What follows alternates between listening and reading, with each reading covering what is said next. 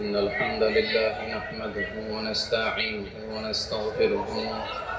ونؤمن به ونتوكل عليه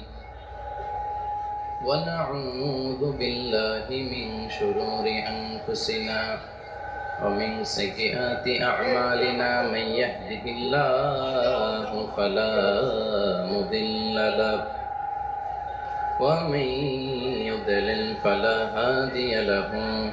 أي فلن تجد له وليا مرشدا ونشهد أن لا إله إلا الله وحده لا شريك له والذي لا ضد له ولا ند له لا مثل له ولا مثيل له لا وزير له ولا كفيل له لا شبه له ولا شبيه له لا ولد له ولا والد له وهو الواحد الفرد الصمد لم يلد ولم يولد ولم يكن له كفوا أحد ونشهد أن سيدنا ونبينا وحبيبنا وبشيرنا ونذيرنا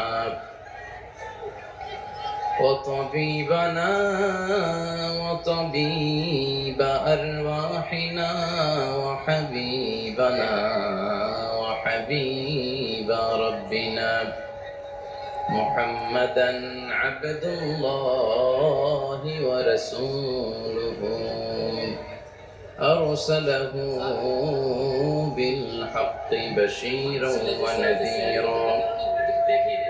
وداعيا إلى الله بإذنه وسراجا منيرا أما بعد فقد قال الله تعالى في كلامه المجيد وفي فرقانه الحميد أعوذ بالله من الشيطان الرجيم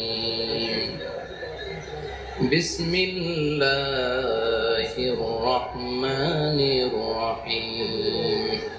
زين للناس حب الشهوات من النساء والبنين والقناطير المقنطرة من الذهب والفضة والخيل المسومة والأنعام والحرث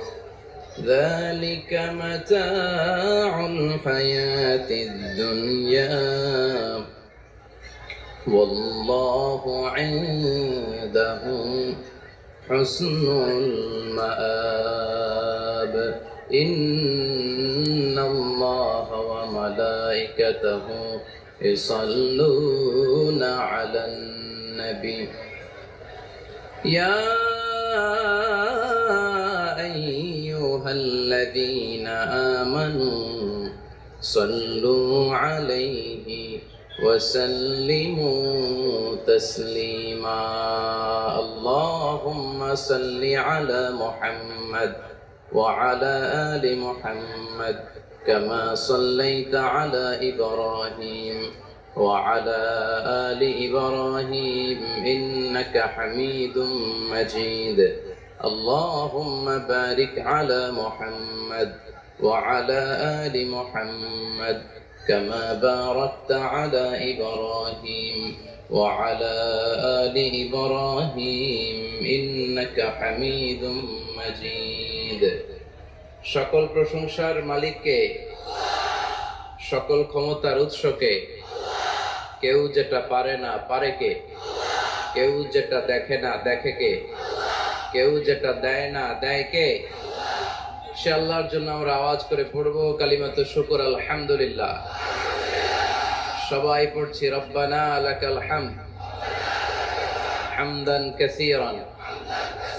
তাইয়িবান মুবারাকান ফীহি ইয়া রাব্বি লাকাল হামদু কামা ইয়ানবাগি লিজালালি ওয়াজহিকা ওয়া আযীমি সুলতানিকা লাকাল হামদু বিল ঈমান লাকাল হামদু বিল ইসলাম